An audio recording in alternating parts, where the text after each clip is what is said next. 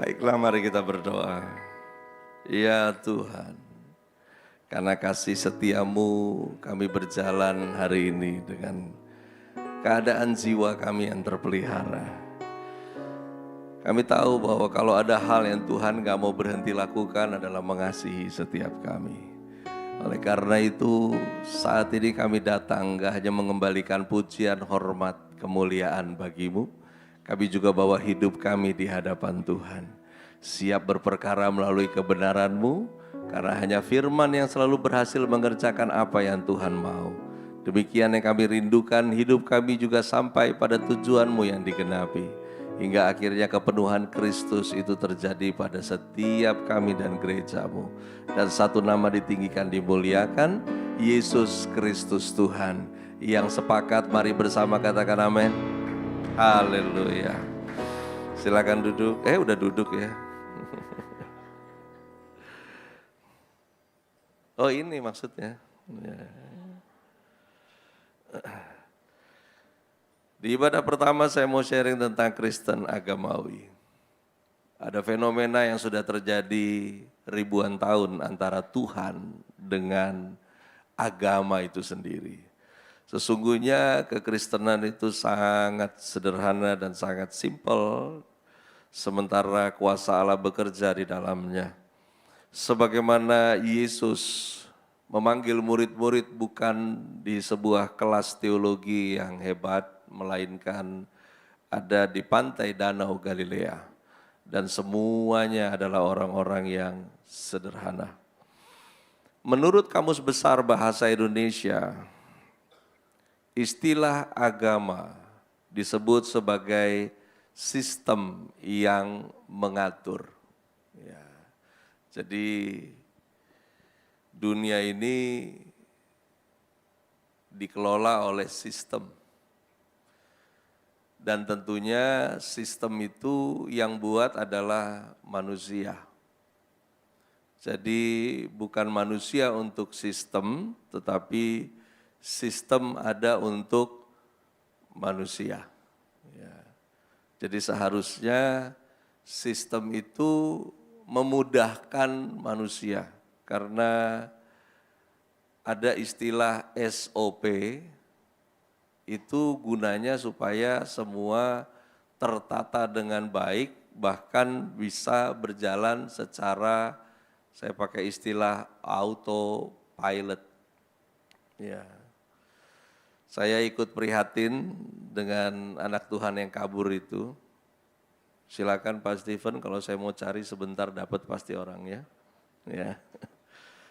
Sebagai orang yang tanpa sengaja sekian puluh tahun juga bekerja sebagai paralegal, saya kadang menyayangkan gitu para klien yang mau menaruh duitnya terlebih dahulu. Ya, biasanya saya kalau udah urusan perizinan itu, saya tidak pernah pegang uangnya. Jadi biasanya dari pihak klien yang mempersiapkan satu orang jadi kasir harusnya. Jadi ketika saya bilang kucurkan, nah itu dikucurkan. Jadi nggak perlu ke sini sebetulnya. Ya nanti kita salibkan dia lah Pak. Ya. Nah menurut Kamus Besar Bahasa Indonesia, agama itu adalah sistem yang mengatur tata keimanan kepercayaan. Bayangkan untuk menjadi percaya Tuhan itu mesti diatur. Lalu kemudian yang kedua adalah sistem yang mengatur tata peribadatan kepada Tuhan yang Maha Kuasa. Sebetulnya kalau kita baca dari Kamus Besar Bahasa Indonesia, ini relate dengan aturan-aturan dalam hukum Taurat. Karena Taurat diadakan itu menjadi sistem yang mengatur, itu yang diejawantahkan oleh Israel. Sebetulnya Tuhan adakan itu bukan untuk sistem yang mengatur, tapi justru menjadi sistem pengaman, sebetulnya begitu. Tetapi diaplikasikan sebagai sistem yang mengatur. Nah yang ketiga adalah sistem yang mengatur tata kaidah yang berhubungan dengan pergaulan manusia dengan manusia, under apa yang disebut dengan agama. Nah, yang keempat adalah sistem yang mengatur tata kaidah yang berhubungan dengan pergaulan manusia dengan lingkungannya. Kemarin sore di grup persekutuan orang Kristen yang ada di perumahan kami, setelah berjalan setahun lebih, akhirnya mereka ingin ada logo. Ya. Logo itu kan sebetulnya sekarang nggak usah repot konsultan ya, karena sekarang kita punya AI.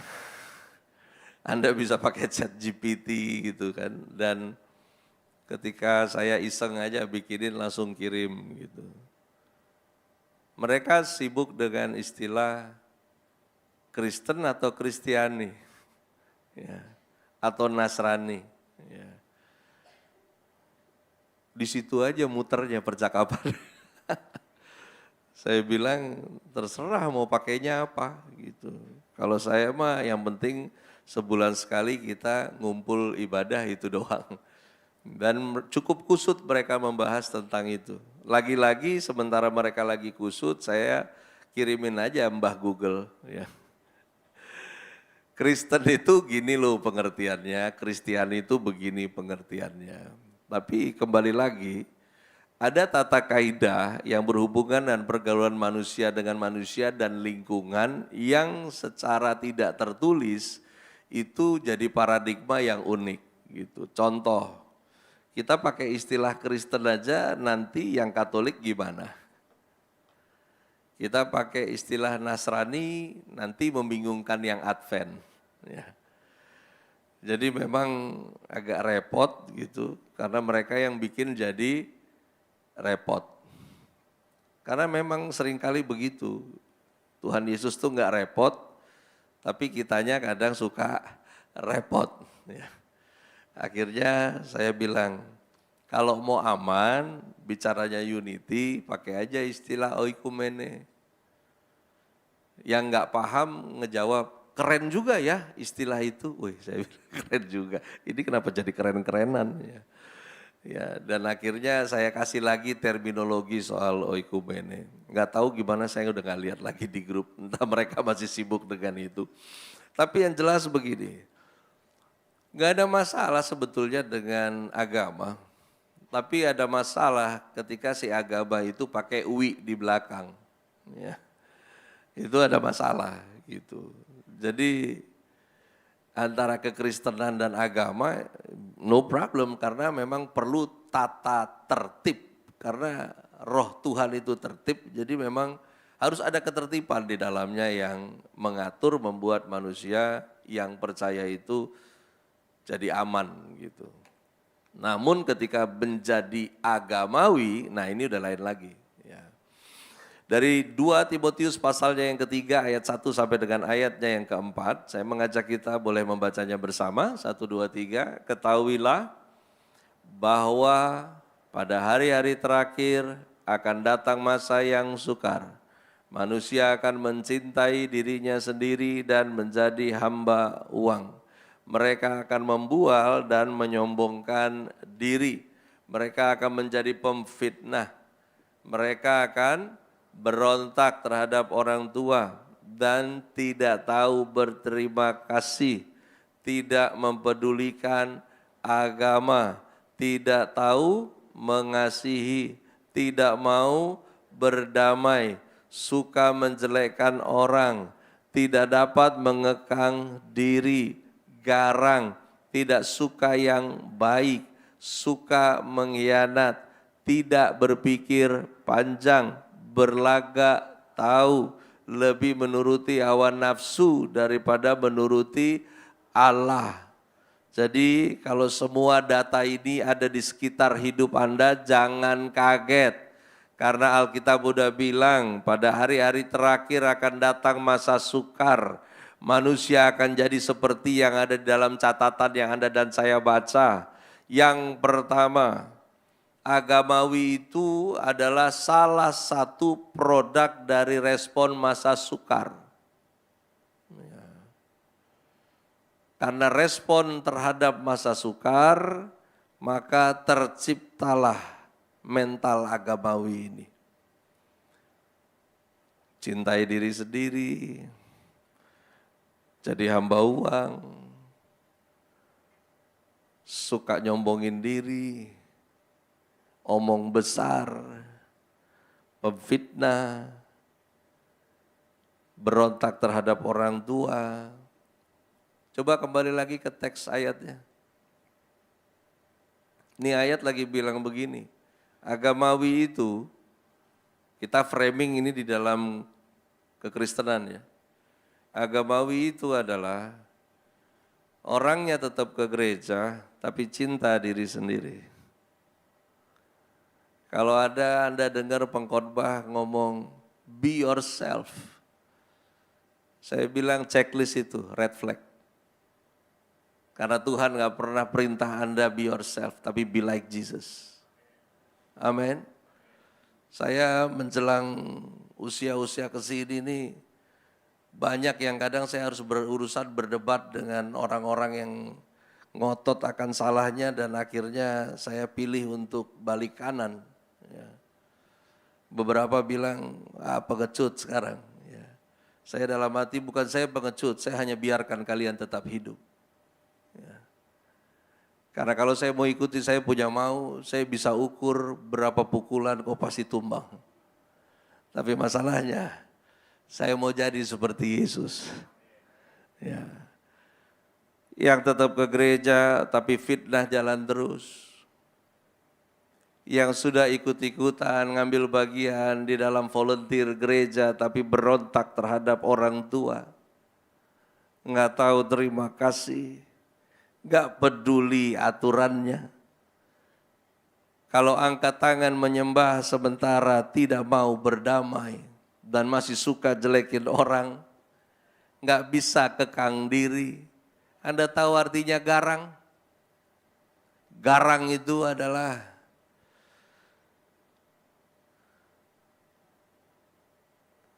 lu jual gua borong. Yang parahnya mau berantem pakai nama Yesus lagi. Mari kita lihat Tuhan bela siapa. Sedap. Itu kayaknya Tuhannya udah aneh yang itu. Ya. Tetap ke gereja tapi tidak suka yang baik. Suka mengkhianat. Makanya uang perizinan diembat. Ke gereja tapi nggak pikir panjang. Belagak tahu. Nanti ibadah 3 saya mau bahas tentang yang namanya sok tahu. Ya. Lebih nuruti hawa nafsu daripada menuruti Allah. Kalau ini di framing di dalam kekristenan, mereka adalah orang yang tampak luar rohani. Tapi di dalamnya mereka lagi bilang, ini saya, take it or leave it. Yang berikutnya dari 2 Timotius 3 ayat 5 sampai dengan ayat yang ke-7. Kita baca bersama kembali. Secara lahiriah mereka menjalankan ibadah mereka.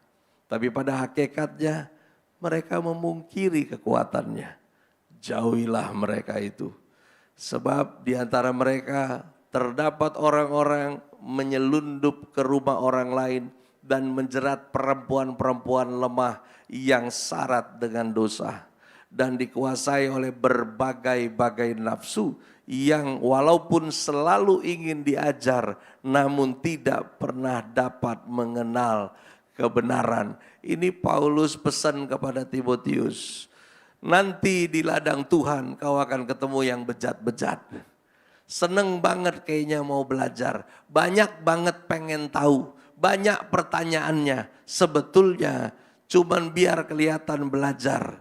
Tapi yang model begini gak pernah kenal kebenaran. Karena sesungguhnya mereka memungkiri kekuatan daripada ibadah itu sendiri. Yang kedua, agamawi itu adalah kesalehan tanpa terhubung dengan Tuhan. Anda mengaku pengikut Kristus wajib hidup saleh. Masalahnya, saleh itu kalau bukan produk terhubung dengan Tuhan, satu hari nanti pasti kebuka topengnya. Ada yang bilang, mendingan orangnya kasar di luar tapi dalamnya bagus. Daripada bagus di luar tapi dalamnya ngaco. Dengar ya, orang yang terhubung dengan Tuhan, terhubung dengan baik, terhubung secara repeat. Luar dalamnya nanti akan jadi sama. Ya, Anda jangan mau sembunyi yang begini-begini. Karena pernah ada teman-teman bisnis bilang begini, Cina Surabaya itu sama sama Cina Medan. Daripada lu urusan sama Cina Solo, mendingan lu urusan sama Cina Medan. Mulut kasar tapi uang cepat. Daripada Cina Solo, ya. Saya bilang dari mana bisa identifikasikan? Cina ya Cina. Ya. Mau dia dari Solo, mau dari Surabaya, sipit tetap. Mau apa rupanya? Ya. Ini bukan masalah mentality rasis. Ya.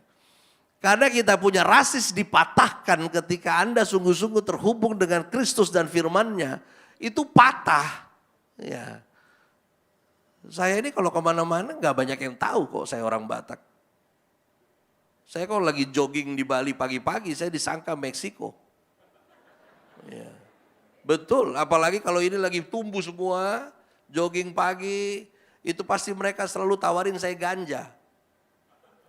Weed sir, weed. Ya kan? Karena biasanya kalau 10 hari gitu saya suka pindah lagi, hotelnya pindah. Nah nanti di situ 3 hari putar pagi gitu, Pak, weed. Gitu. Kadang kalau saya udah sebel, nggak ngegelek gue, ih gila deh orang Indonesia katanya. Ya, ribet bener loh. Ya. Kesalehan tanpa terhubung dengan Tuhan, agamawi. Dan kesalehan yang begini, Anda nggak perlu hakimi orangnya. Tapi kalau kau mau coba-coba, saya bilang, nafasmu cepat habis. Kalau kau coba untuk saleh tanpa terhubung dengan Tuhan. Karena harusnya kesalehan itu adalah produk karena Anda terhubung dengan Tuhan. Lalu kemudian dari 1 Timotius 4 ayat 1 sampai dengan ayat yang ketiga, kita baca kembali. Tetapi Roh dengan tegas mengatakan bahwa di waktu-waktu kemudian ada orang yang akan murtad lalu mengikuti roh-roh penyesat dan ajaran setan-setan oleh tipu daya pendusta-pendusta yang hati nuraninya memakai cap mereka. Mereka itu melarang orang kawin, melarang orang makan makanan yang diciptakan Allah supaya dengan pengucapan syukur dimakan oleh orang yang percaya dan yang telah mengenal kebenaran. Summary-nya begini, yang ketiga. Agamawi itu adalah kompetisi kesalehan. Ya. Kompetisi kesalehan tidak membuat orang menjadi lebih saleh. Kompetisi kesalehan itu melatih Anda untuk hidup dalam pembenaran. Karena Anda akan mulai mengkomparasi. Ya saya pemarah, tapi dia lebih pemarah. Kalau kamu bilang saya pelit, sebetulnya yang itu lebih pelit. Kamu coba aja minta sama dia dosanya sedikit, pasti nggak dibagi. Ya. Nah ini dia agamawi, kompetisi kesalehan. Ya. Ada banyak hamba Tuhan yang tanpa disadari sebetulnya ketika dia sedang ditanya tentang hamba Tuhan lainnya, seringkali dia jatuh di dalam kompetisi ini. Saya bukan ngajarin Anda ngetes orang, enggak. Tapi lihat deh, bagaimana seseorang ketika lagi bahas orang lain. Kelihatan di situ. Kelihatan. Dan yang lebih gila lagi, yang berani ngebahas orang lain yang dia sendiri nggak kenal dan ini orang nggak kenal dia. Ingat, pada hari-hari terakhir orang akan membual dan menyombongkan diri. Kamu punya nggak teman model begitu? Dia kenal semua orang. Dia tahu apa saja. Mungkin engkongnya si AI. Ya. Lu ngomong mobil dia paham semua. Bahkan Ferrari belum ciptakan engine itu dia tahu. Anda ngomong tentang person, dia kenal. Dengar ya, hidup ini bukan tentang kau kenal banyak. Tapi tentang siapa kau dikenal. Karena ujungnya kan ke sana.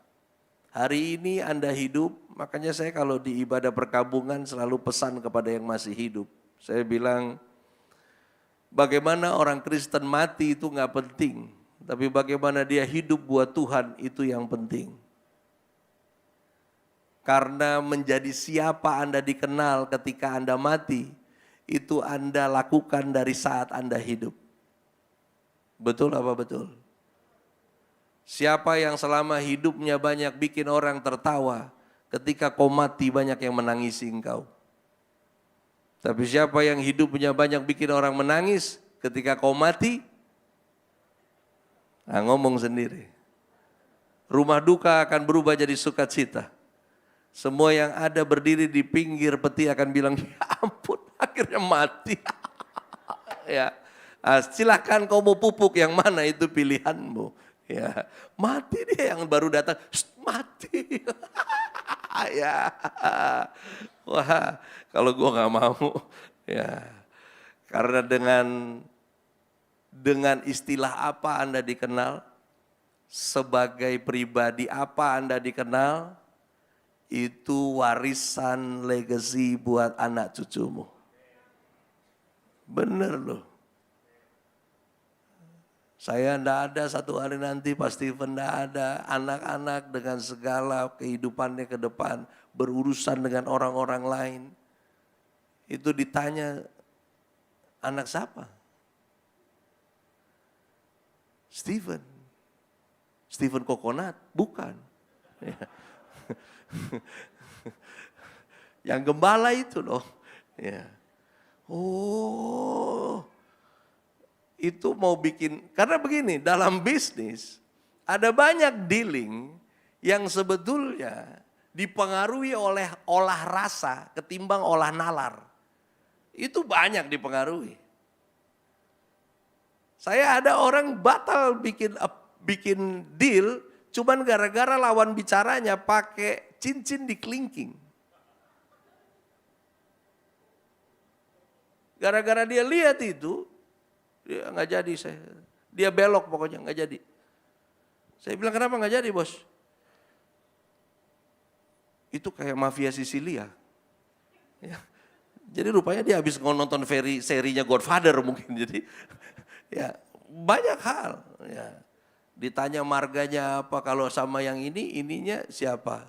Ini itu warisan nama baik, itu bikin Anda, pokoknya warisan nama itu bisa bikin hidupmu dipermudah atau hidupmu dipersulit.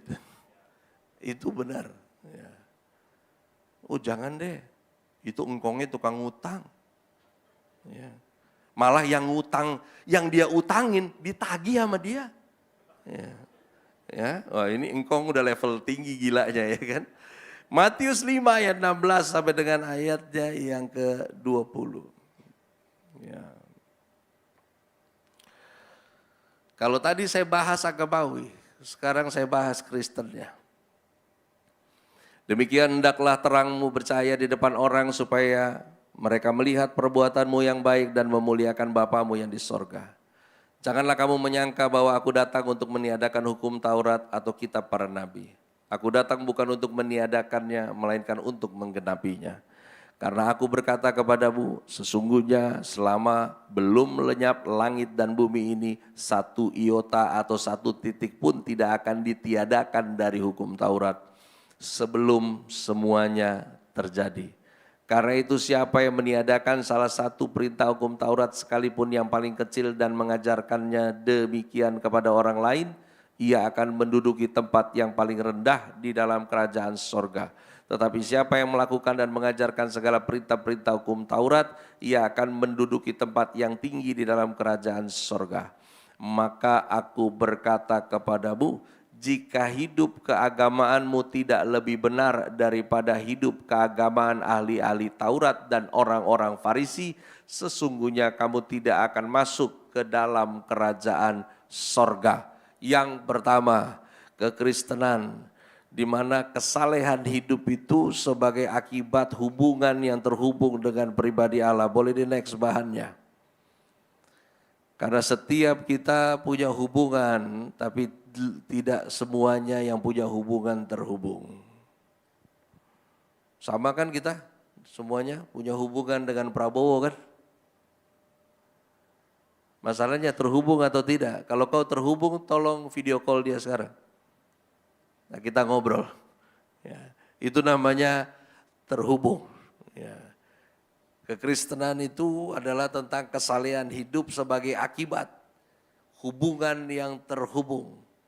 Kalau tidak terhubung, maka tidak disebut Kristen, karena kata Kristen itu sendiri adalah ejekan yang muncul dari kota Antioquia untuk para Jesus followers, karena followers ini disciples. Ya. Anda gak akan pernah jadi followers kalau tidak pernah jadi murid. Belajarnya dari Yesus, sehingga orang ejek mirip Yesus kelakuannya. Lalu kemudian di Matius 6 ayat 1 sampai dengan ayat yang kedua, saya bacakan, ingatlah, jangan kamu melakukan kewajiban agamamu di hadapan orang supaya dilihat mereka. Karena jika demikian, kamu tidak beroleh upah dari Bapamu yang di sorga. Jadi apabila engkau memberi sedekah, janganlah engkau mencanangkan hal itu seperti yang dilakukan orang munafik di rumah-rumah ibadah dan lorong-lorong, supaya mereka dipuji orang. Aku berkata kepadamu, sesungguhnya mereka sudah mendapat upahnya. Yang kedua, Kristen itu mengejar pujian dari Allah. Makanya terlalu terbolak-balik konsep bahagia di dalam cara Yesus. Anda kalau mau teliti, kita kalau pengkhotbah itu sering menyebut judul khotbahnya Sabda Berbahagia. Itu sebetulnya pelajaran Yesus ketika dia khotbah di bukit. Ya. Di sana dia bilang, berbahagialah orang yang miskin di hadapan Allah.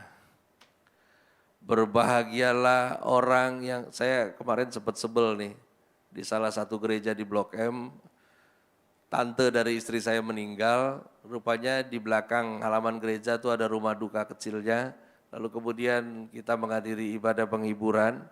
Ini pendeta nggak tahu lulusan dari mana, tiba-tiba dia bilang begini, saudara-saudara, sebagaimana Yesus berkata, berbahagialah orang yang berduka cita, karena mereka akan dihibur.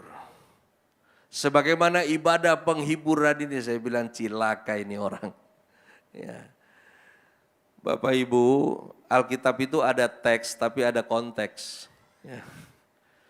Ketika Yesus bilang berbahagialah orang yang berduka cita karena dia akan dihibur, itu bukan duka cita karena kehilangan orang yang dicintai. Terjemahan duka cita di sana itu relate.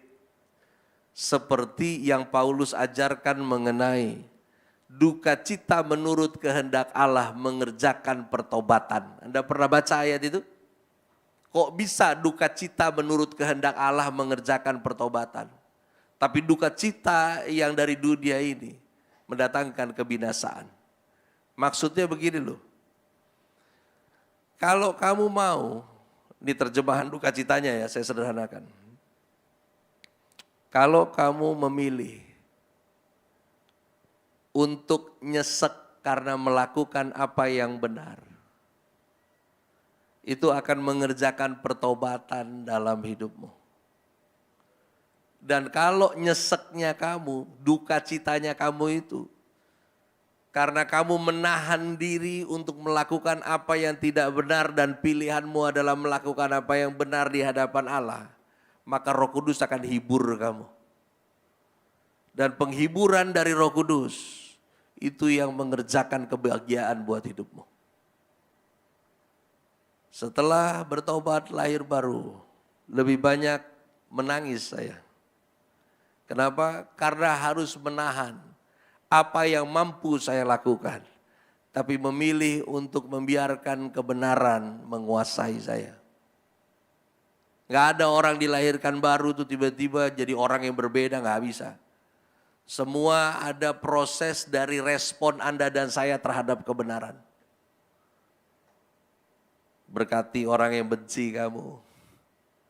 Kasihi mereka yang tidak tahu terima kasih. Itu pilihan. Dan ketika Anda pilih itu, maka pastilah dagingmu berduka cita. Dan ketika dagingmu berduka cita karena hal yang benar, maka roh Tuhan akan hibur kamu. Orang-orang yang melakukan ini adalah mereka yang mengejar pujian dari Allah. Karena itu Kristen nggak butuh validasi dari manusia. Siapa yang menjadi pengikut Kristus masih doyan validasi dari manusia, Anda tidak sedang menyembah Allah yang hidup. Dari 2 Timotius 4 ayat 3 sampai 4, karena akan datang waktunya orang tidak dapat lagi menerima ajaran sehat. Tetapi mereka akan mengumpulkan guru-guru menurut kehendaknya untuk memuaskan keinginan telinganya. Mereka akan memalingkan telinganya dari kebenaran dan membukanya bagi dongeng. Jemaat Tuhan, agamawi itu sensasi. Kekristenan itu esensi. Siapa yang masih doyan sensasi, Anda tidak akan pernah masuk ke dalaman pengenalan dan memahami akan Tuhan itu sendiri. Karena semakin orang kenal pribadi yang dia sembah, semakin kau paham apa yang dia mau. Sensasi itu sama seperti kasus Marta dengan Maria. Nggak ada masalah untuk melayani, tapi akan bermasalah kalau Anda mau jadi Marta tanpa Anda menjadi Maria. Pengenalan akan Tuhan harus selalu mendahului tindakan yang Anda mau lakukan untuk Tuhan. Tanpa pengenalan akan Tuhan, segala yang kau lakukan, kau katakan buat Tuhan, sesungguhnya kau sedang cari panggungmu sendiri. Itu sensasi.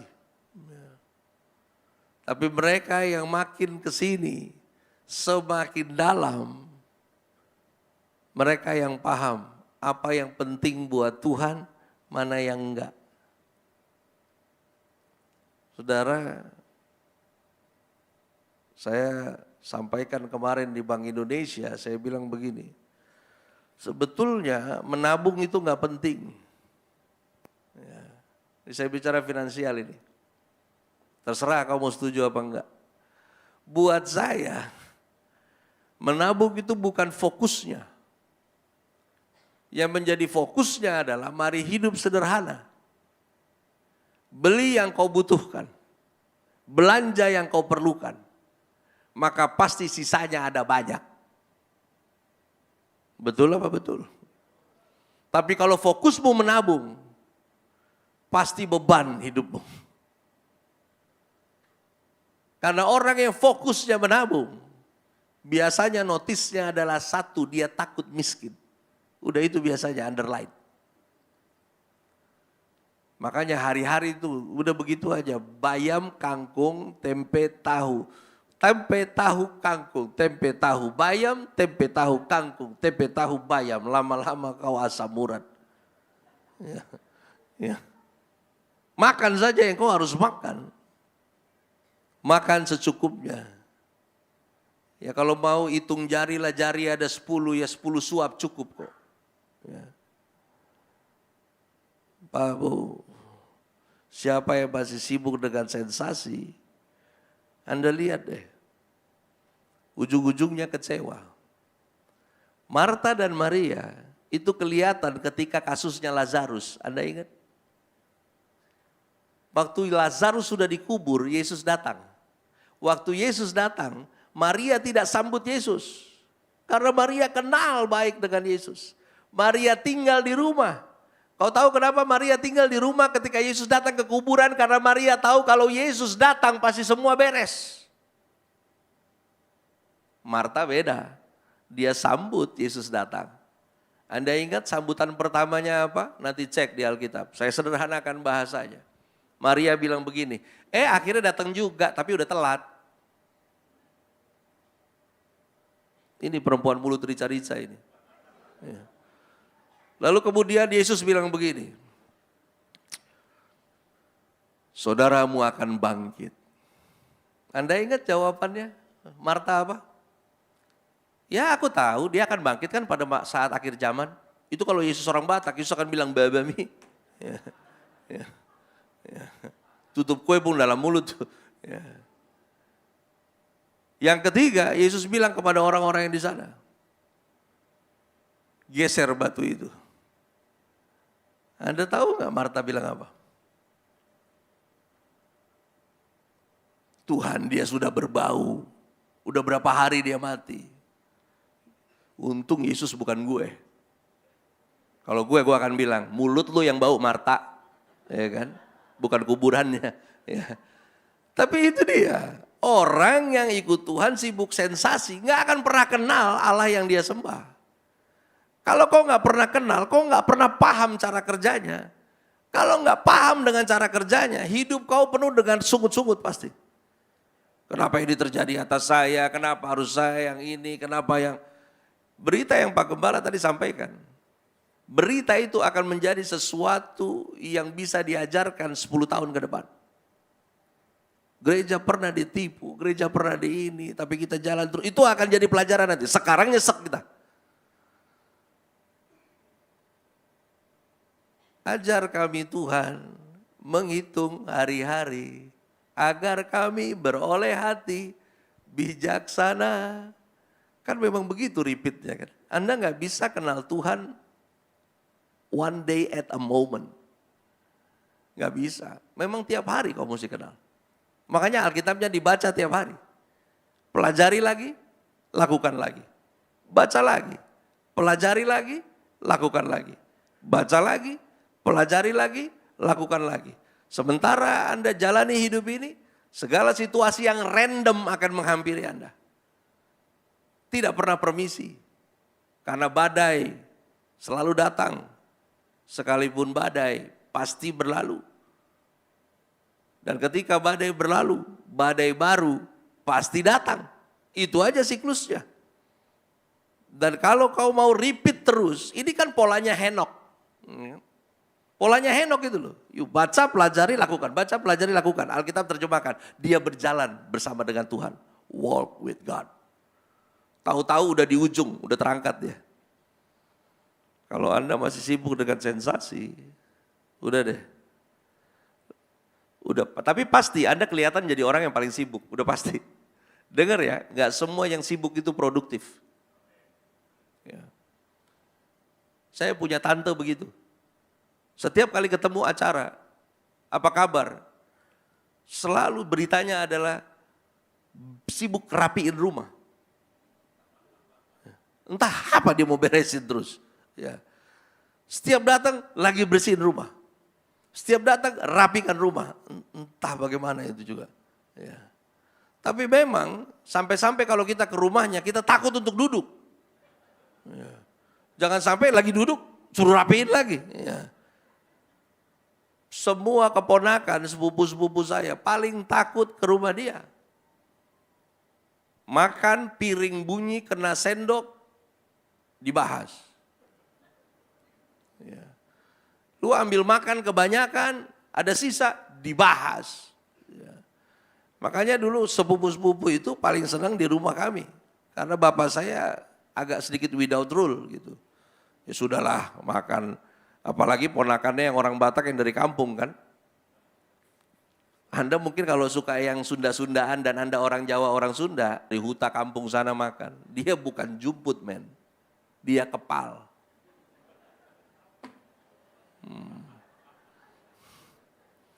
Itu yang punya rumah gak siap mental, celaka sudah. Ya, ya makanya biarin aja di rumah, udah biarin. Ya. Yohanes 4 ayat 23 sampai 24. Tetapi saatnya akan datang dan sudah tiba sekarang bahwa penyembah-penyembah benar akan menyembah Bapa dalam roh dan kebenaran. Sebab Bapa menghendaki penyembah-penyembah demikian. Allah itu roh dan barang siapa menyembah dia harus menyembahnya dalam roh dan kebenaran.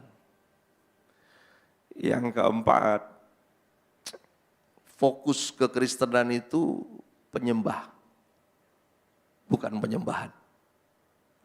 Penyembah.